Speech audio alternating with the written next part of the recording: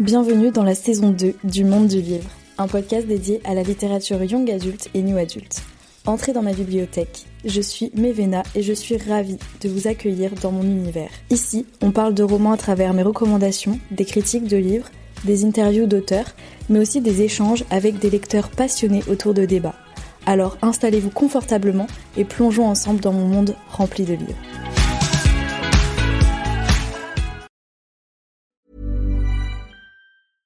Un simple swipe peut tout changer. Un match Tinder. Et j'ai pas seulement rencontré quelqu'un, on a aussi déniché un resto italien de folie. Et maintenant le foot, c'est devenu notre truc. Je l'avais pas vu venir. Découvrez des possibilités inattendues avec Tinder. Quelle que soit la destination, tout commence avec un swipe. Télécharge Tinder dès maintenant.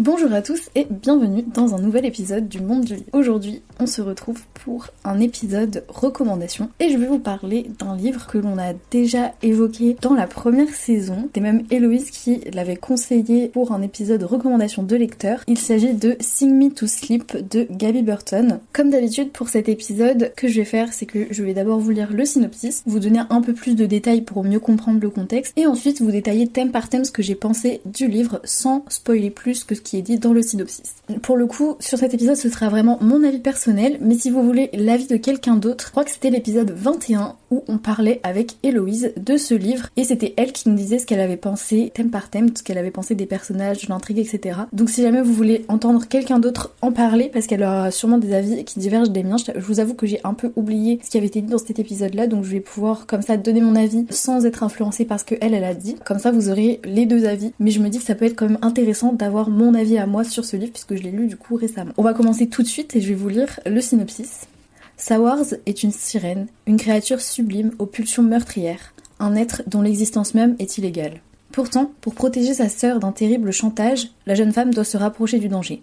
Elle entre au service de la famille royale qui déteste tout ce qu'elle représente. Désormais garde du corps du séduisant prince héritier du royaume de Kerdre, Sawars a de plus en plus de mal à cacher son identité, d'autant qu'elle est chargée d'arrêter l'assassin sanguinaire qui sévit en ville, autrement dit, elle-même.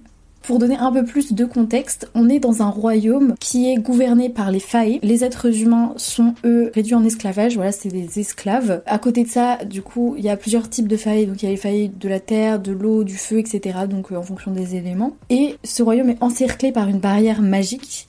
Et dans ce royaume-là, toutes les autres créatures ont été tuées et décimées. Sawars, qui est une sirène, du coup, ne devrait même pas exister puisque toutes les sirènes sont censées avoir été tuées. Pour survivre, elle et sa sœur adoptive sont passées pour des Icatus. Si je prononce bien, je suis désolée si je le prononce mal. Ce seraient des Fae qui, comme ils sont nés d'une union de deux Fae aux affinités différentes, n'ont pas de pouvoir. Donc voilà, elle se fait passer pour quelqu'un sans pouvoir et elle, ce qu'elle fait, c'est qu'elle étudie pour avoir un poste dans l'armée. Au début du livre, elle doit passer un concours pour avoir un bon métier, entre guillemets, un bon job. Et c'est en fonction du statut qui est arrivé premier ou pas. Pour le contexte toujours, on a l'impression que sa sœur, c'est elle aussi une créature, un peu comme elle, mais on ne sait pas quoi. Pareil, ça c'est dit dans le synopsis, donc c'est pas vraiment un spoil, mais je vous donne un peu plus de détails, donc ça peut peut-être un peu spoiler, donc si jamais vous voulez pas, n'hésitez pas à passer. Mais quand on dit qu'il y a un assassin sanguinaire qui sévit en ville et que c'est elle, en fait elle a été embauchée par quelqu'un pour tuer, et elle, comme elle a beaucoup de pulsions meurtrières, où en fait quand elle est près de l'eau, l'eau lui dit de tuer, et bah ça l'arrange bien, parce que du coup elle peut assouvir ce besoin vraiment vital pour elle de tuer. En échange elle gagne de l'argent, et comme ses parents adoptifs sont meuniers, elle a besoin d'argent.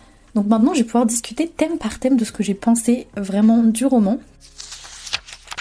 Je vais d'abord parler un petit peu de l'intrigue. Alors l'intrigue, elle est basée sur plusieurs choses. Déjà, le fait qu'elle doit se rapprocher de la garde royale du prince du royaume de Kerdre, alors que justement elle fait tout pour les éviter puisqu'ils détestent tout ce que représente Sawars, donc c'est-à-dire une sirène. Quand elle va s'en rapprocher, elle va être chargée d'arrêter l'assassin qui sévit en ville, qui n'est autre qu'elle-même. Et en plus de ça, elle se rend compte qu'il y a quand même un espèce de complot qui... Je vais pas en dire trop, mais il y a un espèce de complot, hormis du coup cet assassin. Je vais essayer de pas trop en dire pour pas trop spoiler, mais voilà, elle va essayer de mener l'enquête et de comprendre pourquoi, pour qui... Voilà, quel est l'objectif final. C'est un peu un mélange d'enquête, tout en essayant du coup de garder son identité secrète, sachant que du coup... Ah oui, et ce que j'ai pas dit, c'est pas un spoil non plus, on le sait dès le début du roman. En fait, pour cacher le fait que c'est une sirène, elle a une perle... Je sais plus comment ça s'appelle. Un simple swipe peut tout changer. Un match Tinder. Et j'ai pas seulement rencontré quelqu'un, on a aussi déniché un resto italien de folie. Et maintenant le foot, c'est devenu notre truc. Je l'avais pas vu venir. Découvrez des possibilités inattendues avec Tinder. Quelle que soit la destination, tout commence avec un swipe. Télécharge Tinder dès maintenant.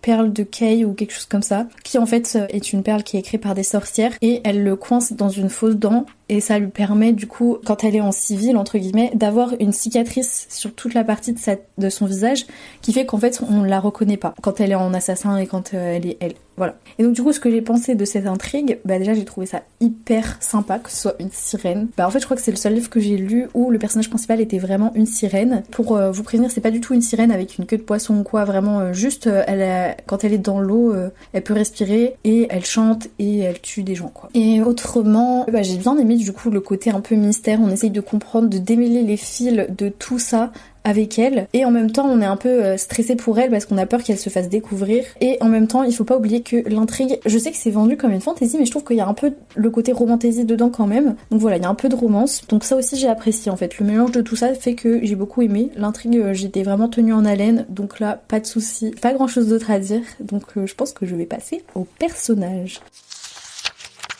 Alors, en termes de développement des personnages, je pense que c'est pas non plus ce qui a été le plus développé dans ce roman, mais pour autant ça m'a pas trop dérangé. C'était quand même des bons personnages que j'ai trouvé hyper attachants. Un truc que j'ai trouvé vraiment cool, c'est que on a la relation entre Star Wars et sa petite sœur. Star Wars, on comprend qu'elle veut tout faire pour protéger sa petite sœur et elle est prête à tout. En vrai, le caractère de Star Wars, je le décrirais plutôt comme quelqu'un, comme elle s'est fait passer pour une Nicatus toute sa vie, elle a toujours dû prouver qu'elle avait sa place. Elle a toujours dû travailler 2 fois plus dur pour montrer que voilà, elle est là quoi.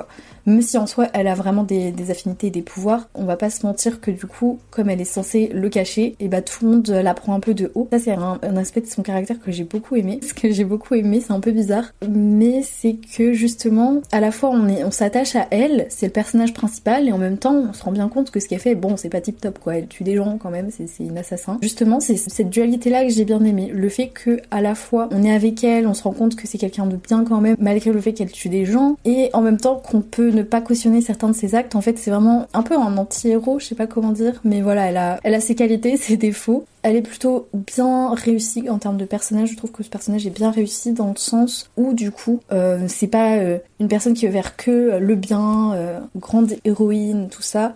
Elle fait des choses bien et comme des choses pas bien. Un autre personnage que on peut voir du coup dans ce roman, c'est le prince. Je ne sais plus son nom, mais voilà. Le prince, on va dire que au début vraiment on le connaît pas trop et au fur et à mesure on va plus le découvrir. Après on va dire que pour tous les personnages ça vaut en termes de passé, de ce qui s'est passé dans leur vie, etc.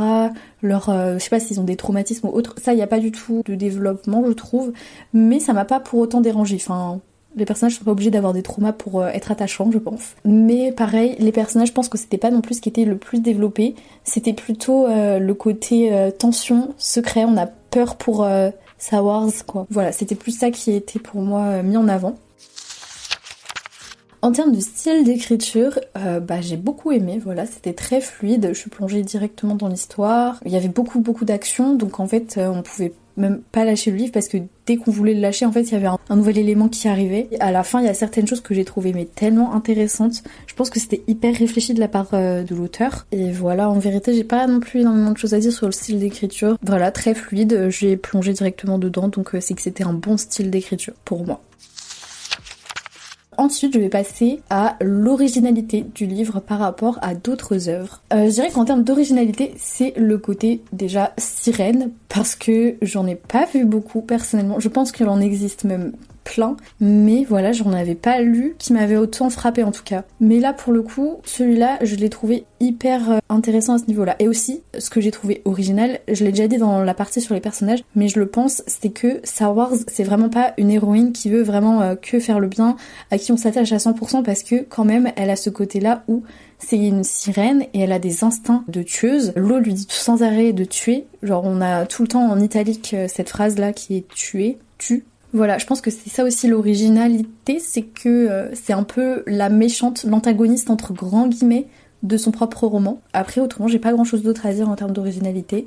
Ça reste une bonne fantaisie à lire. Après, on retrouve vraiment les autres codes, quoi, de la fantaisie classique, magie, complot politique, tout ça. Je vais passer maintenant aux différents thèmes qui sont abordés dans ce roman. Pour parler des thèmes, je vais parler un peu des tropes. Donc, il y a la trope... je sais pas vraiment une trope, mais la trope un peu complot politique. Je sais pas si on peut appeler ça une trope. La trope un peu petite sœur, je sais pas comment dire. Je sais pas si c'est vraiment une trope, mais vous voyez un peu à la Katniss Everdeen qui veut protéger sa petite sœur. En tout cas, comme thème, peut-être il y aurait la sororité, en fait, l'amour entre sœurs. Autrement, la double identité ou la magie. La magie, les créatures fantastiques. Et on est sur un he fell first. Voilà, il tombe amoureux en premier. On est sur ce genre de trope. Il y a aussi la trope betrayal, mais je vais pas en dire plus pour pas spoiler, bien sûr. Voilà, je pense qu'on est sur ces thèmes-là, ces grands thèmes-là. Maintenant, je vais vous parler un peu plus des forces et des faiblesses du roman. Alors, comme force, du coup, je dirais le côté anti-héros de Star Wars. Enfin, pour moi, c'est une force. Ça serait peut-être une faiblesse pour certaines personnes, mais pour moi, c'est une force. Autrement, l'intrigue qui est vraiment tout le temps sous tension, en fait. On est tout le temps sous tension. On a tout le temps peur pour Star Wars. Aussi, du coup, le fait qu'il y ait un peu de romance, pour moi, ça reste une force. Parce que j'aime bien les fantaisies où il y a quand même un peu de romance, sans que ce soit vraiment une romantaisie, avec pour thème principal la romance. Un truc que j'ai beaucoup aimé, c'est la relation entre les deux sœurs. Donc pour moi, c'est une force aussi. Pour ce qui est des faiblesses, en vérité, ne vous attendez pas non plus à un roman où il y a tout le temps des combats. Parce que généralement, à part peut-être à la fin, à la rigueur, il n'y a pas vraiment de combat. C'est surtout elle qui tente de rester cachée, de découvrir ce qui se passe vraiment, de mener l'enquête et qui essaye surtout de pas se faire attraper puisque c'est elle l'assassin, quoi. Enfin, c'est pas un spoil puisque c'est ce qui est dit dans le synopsis, mais voilà, ne vous attendez pas non plus à ce qu'elle combatte tout le temps puisque vu que c'est une sirène, en fait, elle a juste à chanter et elle a pas forcément à combattre, en fait. Elle chante et elle fait en sorte que les gens se tuent eux-mêmes si elle veut, quoi. C'est pas une faiblesse pour moi, mais ça peut l'être pour certaines personnes, donc je le dis là. Ma foi, je n'ai pas grand chose d'autre à dire. J'ai l'impression qu'en ce moment, je dis beaucoup moins de choses que dans d'autres livres. Je sais pas si ça pourrait vous intéresser d'ailleurs que je refasse des parties avec spoil pour les personnes qui auraient déjà lu le livre et que je dise ce que j'ai pensé de certaines scènes à la fin ou quoi. N'hésitez pas à me le dire sur Instagram, parce que je sais que j'avais fait ça pour la femme de ménage, mais j'ai pas refait parce que j'avais trouvé ça super long à monter. Mais si jamais ça peut vous intéresser, n'hésitez pas, en vérité j'aurai le temps de le faire. Et écoutez, c'est déjà la fin de cet épisode, j'espère qu'il vous aura plu. On se retrouve demain pour un nouvel épisode, puisque pour la saison 2, j'ai lancé le podcaston qui fait qu'on a un épisode par jour pendant une semaine jusqu'au 7 mars. Voilà, donc restez à l'écoute. Demain, un nouvel épisode sort et j'espère qu'il vous plaira. Un simple swipe peut tout changer. Un match Tinder. Et j'ai pas seulement rencontré quelqu'un, on a aussi déniché un resto italien de folie. Et maintenant, le foot, c'est devenu notre truc. Je l'avais pas vu venir. Découvrez des possibilités inattendues avec Tinder. Quelle que soit la destination, tout commence avec un swipe. Télécharge Tinder dès maintenant.